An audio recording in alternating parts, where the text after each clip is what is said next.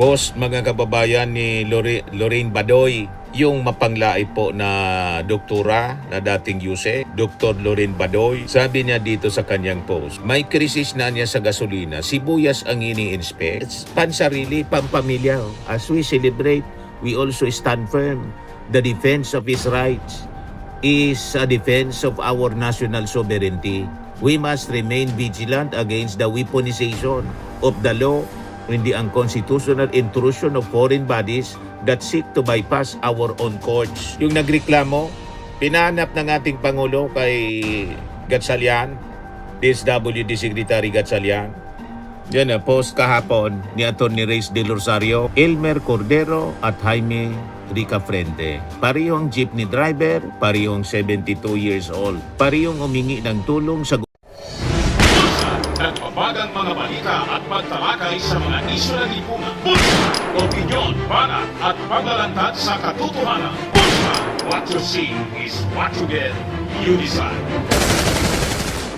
Grabe talaga po mga kababayan nito, mga DDS, lahat ng ginagawa ng ating Pangulo. Tama na po, mali pa sa kanila. Post mga kababayan ni Lorraine Badoy, yung mapanglait po na doktora na dating USE, Dr. Lorraine Badoy. Sabi niya dito sa kanyang post, may krisis na niya sa gasolina, sibuyas ang ini-inspect. React naman yung mga supporters nila, palakpak naman dyan mga bangag na supporter. Yan ang problema ninyo sa ginagawa ng ating Pangulong Bongbong Marcos. Hindi man lang gasolina yung problema ng ating bansa. Sabi nga natin mga kababayan, yung ating Pangulo may balance sa kanyang mga aksyon. Last week galing dito sa amin sa Camarines Sur, yung solar irrigation yung kanyang inaasikaso para matulungan yung ating mga farmers kasi parte ng epekto ng krisis mga kababayan sa petroleum, yung pagtaas ng presyo ng mga bilihin sa market. That includes yung mga agricultural products. Apektado siya kasi pati yung fertilizer, petroleum-based yung fertilizer. At paano kung mabulok itong mga pinagpaguran ng ating mga farmers? Kaya nag-inspection siya sa cold storage sa Isabela. So anong problema ninyo? Di ba? Si Sara Duterte nga, yung gusto ninyong iupo na presidente, krisis na sa Middle East. Puro man lang mensahe ang kanyang pinapalabas, recorded message. At ngayon, ang inaatupag sa kanyang mensahe, yung birthday ng kanyang tatay. Puro personal. Yung ating Pangulo, hindi personal ito. This is for the people. Yan ang totok ng ating Pangulong Bongbong Marcos. O yan si Sara. Puro pansarili, pampamilya. As we celebrate, we also stand firm. The defense of his rights is a defense of our national sovereignty. We must remain vigilant against the weaponization of the law and the unconstitutional intrusion of foreign bodies that seek to bypass our own courts. Paano naging sovereignty yung issue sa ICC Crimes Against Humanity? Pumasok yung ICC sa atin at nang imbestiga, yan inimbestiga nila sa Crimes Against Humanity nung member pa tayo ng ICC. Gustong lumusot yung tatay mo, kaya umalis as member. Gustong tumakas sa accountability, nahuli pa rin. Yung totoong sovereignty sa West Philippines, hindi man ninyo pinaglaban until today. Tahimik kayo. O, ganon din si Lorraine Badoy. So puna kayo ng sa ginagawa ng ating Pangulong Bongbong Marcos. What about si Digong? I-compare nga natin ang pagmamalasakit ni Digong tapos yung pagmamalasakit ng ating Pangulo, lalo na sa mga matatanda. O, ito, post mga kababayan ito ni Atty. Reyes del Rosario RN. Ayan o, panahon ni Digong. Yung matanda mga kababayan, pinakulong na driver. Duterte admin, pinakulong yung matandang driver. Marcos admin, tinulungan. Yung nagreklamo, pinahanap ng ating Pangulo kay Gatchalian, DSWD Secretary Gatchalian. Yan na, post kahapon ni Atty. Reyes del Rosario, Elmer Cordero at Jaime Rica Frente. Parehong jeepney driver, parehong 72 years old. Parehong humingi ng tulong sa gobyerno sa panahon ng krisis. Yung isa dahil sa pandemya, yung isa dahil sa fuel crisis. Ang isa pinakulong, yung isa tinulungan. We cannot control global crisis, sabi po niya. What we can control is how the government responds to the struggles of its people. Paano ka ngayon, Loren Badoy? Di ba? Basag na basag yung mga post mo. Yun ang pagkakaiba. May pagmamalasakit na totoo. Pinahanap ito mga kababayan na matanda na driver na nagreklamo sa kanyang kalagayan dahil po sa krisis. Matik po na pinahan ng ating Pangulong Bongbong Marcos kay Secretary Gatchalian, hindi para ipakulong, kundi para tulungan. Yan Kaya yung tapang at malasakit nilang slogan, walang katotohanan. Walang tapang, walang malasakit. Una, yung tapang, ayaw harapin yung mga asunto. Iniiwasan yung trial. Yung malasakit, hindi din totoo. Ipinakulong yung matanda, imbis na tulungan. You see? Ito, panoorin ninyo, mga kababayan. Ang presidente sa akin, nakarating po sa kanya yung mensahe niyo. Opo. At ang utos ng Pangulo sa akin, personal ko kayong hanapin. Opo. Kaya kagabi ho, pinuntahan na ho kayo ng mga kasama doon namin sa bisita. Marami pong salamat. O, di ba? Napaiyak ko. Dahil may tutulong niyo sa akin. Maraming salamat sa tulong ko ako sir. Ayan yung matanda, mga kababayan. Pinahanap mismo ng ating Pangulo kay Secretary Gatchalian ng DSWD. Ulitin natin. Marami pong salamat Mr. President. Sa inyong abot tayo na may tutulong niyo sa akin. Ito. Pinahanap po kayo ng presidente sa akin, nakarating po sa kanya yung mensahe niyo. Opo. At ang utos ng Pangulo sa akin, personal ko kayong hanapin. Opo. Kaya kagabi ho, pinuntahan na ho kayo ng mga kasama doon namin sa bisita. You see? Marami pong salamat Mr. President. Sa inyong abot tayo na may tutulong niyo sa akin. Yan ang totoong malasakit. Salamat sa tulong ko ako sir. Kaya ito si Dr. Badoy, kung makapanglait. Ito naman si Harry Roque, may post siya. Nananadya na kayo. Ang pangalan ng barkong may dala ng Russian oil ay Sara Sky. Sara without an H. Russian oil arrives as Philippines battles energy emergency. Sinupalpal si Harry Roque ng Voice of Millennials. Sabi diyan sa post, mas mabuti pa yang si Sara Sky, may silbi. Yung isang kilala kong Sara, wala Nag-react naman po si Jingle Gonzales. They don't know the right translation. Sara Sky, dapat Sara Lutang daw. Pati na ba naman yung barko? Nakapangalan lang kay Sara. Inattribute na nila kay Sara Duterte na siya yung tumulong para mabigyan tayo ng sapat na supply ng petrolyo. Nakapangalan lang. Ganon katindi ang pagnanasa, mga kababayan ni Harry Roque, na umupo na si Sara para makabalik na siya dito sa Pilipinas at hindi mapanagot sa kanyang krimen na nagawa. Qualified human trafficking, pagkasabit po sa Pogo operation. Kung ano-ano na lang ang pinopost, mga kababayan, na pinagsasabi. Sabi naman ni Christine Oy, Sara without H or honesty. True naman. H for honesty. Kaya walang H. Basag na basag si Harry Roque, mga kababayan.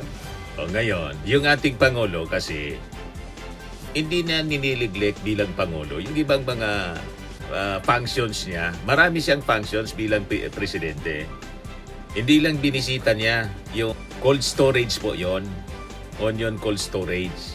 Busy yung ating Pangulo. Galing naman nga po sa PNPA.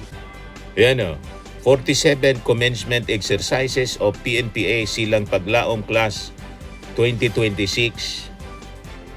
Si Sara Duterte, siyempre, hindi nakasama. Noon sa PNP yata yon, kasama siya. Doon ini-imagine ni Sara na tanggalan ng ulo yung ating Pangulo, kaya hindi na siya kasama. Buti naman, mga kababayan. Kaya si Sara, mga kababayan, hindi na ini-invite sa ganitong mga okasyon. Ang ginagawa ni Sara, sige na lang ang paabot ng mensahe. May mensahe din siya dito sa PNPA. Hindi na siya kasama sa ini-invite. Talagang man, i-invite siya. Tapos kasabay ng ating Pangulong Bongbong Marcos. Security threat siya sa ating Pangulo. Nagbanta siya. O ngayon, pakinggan natin, mga kababayan, yung naging mensahe ng ating Pangulo. Thank you to the Interior and Local Government Secretary, John Vic Remulla, Please take your seats. The National Police Commission Vice Chairperson and Executive Officer, Attorney Ralph Calinisan. The Philippine National Police Chief, Police General Jose Melencio Nartates Jr. Philippine National Police Academy Director, Police Major General Andre Dizon. Cavite 5th District Representative Roy Loyola. Cavite Governor Francisco Gabriel Remulla. The officers, enlisted personnel, and civilian employees of the Philippine National Police Academy, the Cadet Corps of the Philippine National Police Academy, led by the Silang Paglaong Class of 2026, my fellow workers in government, distinguished guests, a pleasant day to you all. My warmest congratulations to the Silang Paglaong Class of 2026 on your graduation. Today, you begin your journey as officers of our police force. Your class's full name, Sinanay na Alagad na Kapayapaan na maglilingkod sa Pilipinong mamamayan, is fitting because your journey here at the Philippine National Police Academy has transformed you into guardians of peace that our nation needs. Let us first be realistic about the bigger world that you are about to enter. You must not ignore the issues that you will face as you carry your badge. While the nation's trust in the police force has climbed in these last years, there is still room for improvement. Alam kong marami pa rin sa ating mga mamamayan ay may alinlangan sa kapalusan. Our security is weakened when the hands sworn to protect are tainted. Kaya dapat baguhin natin ito. Ladies and gentlemen, your duty has always been to maintain peace and order. And that is why I have ordered to the PNP to ensure a visible presence and disciplined conduct in every community. Pinaparami natin ang ating tinatawag na cops on the beat. The PNP, together with NAPOLCOM, must also maintain a zero-tolerance policy for corruption and for human rights abuses. There is no room in this profession for those who bend or break the law. I also ask the PNP and the DILG to continue conducting prompt and objective investigations into every officer that violates their oath. We must also continue to bridge the gap between the police and the community through regular engagements. And the hard work that we must do has already begun. Throughout the PNP ranks, we have conducted thousands of investigations on erring personnel, resulting in disciplinary actions. We can improve public trust through enhanced police visibility and transparency in these investigations. Furthermore, our nationwide moral recovery sessions last year were designed to strengthen your moral and spiritual foundation. Ginagawa natin ang lahat ng mga ito dahil ang tunay na lakas ng ating kapulisan ay nasa kalinisan ng inyong dangal at prinsipyo. To our graduates, I challenge you to transform the PNP into one that is deeply trusted by our citizens. Help to cleanse your ranks so that wrongdoings of a few will not destroy the reputation that you have worked so hard to achieve. Become problem solvers by fairly enforcing the law. Be law enforcers who will bring closure and justice to our people, especially those who have been oppressed. And never forget your duty to the Republic. Always keep in mind that your oath is tied to the Republic and the Filipino people alone. Leave all other interests at the door. I am certain that your time here at the PNPA and your career in the police force will reinforce the credibility of our institutions. Do not leave your training in these halls. Let the courage and discipline that has been instilled in you by the PNPA guide your every decision throughout your service. Be the reason why our citizens will feel safe wherever they might be. Public trust in law enforcement and enhanced citizen engagement will increase as long as you demonstrate integrity and professionalism in your work. There is no greater reward than knowing that you wear a uniform that your fellow Filipinos respect and admire. Kayo ang inaasahan ng pamahalaan na maging katuwang sa pagbuo ng isang bagong Pilipinas. As you know, our world is being shaken by conflicts. Conflicts that disrupt not only security, but the livelihood and our well-being. This is a reminder of how fragile peace and order is. Talagang may dahilan kung bakit kayo ang silang paglaon, sinanay na alagad ng kapayapaan na maglilingkod sa Pilipinong mamamayan. By doing your job with integrity, you can secure our communities and provide the stability that our country needs amidst these tensions. Kaya, sa mga miyembro ng Silang Paglaong Class ng 2026, taas no ninyong harapin ang inyong katungkulan. Magsilbi kayong liwanag sa gitna ng pagsubok at pag-asa sa bawat Pilipinong inyong pinagsisilbihan. To our awardees who have demonstrated excellence, let your example be the standard for your entire career and an example to your peers. Once again, congratulations to the Silang Paglaong Class of 2026. Go out and lead with honor and with purpose.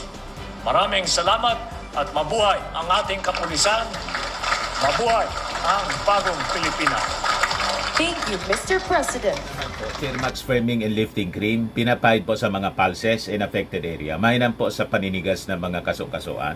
Ito naman po, Automax Radiant Serum. Sa mukha naman yung application, anti-aging po siya. You will look 10 years younger than your age. Sa mga cancer patients naman po, baka lang gusto ninyo itong itry. Ning siya red mixed fruit drink.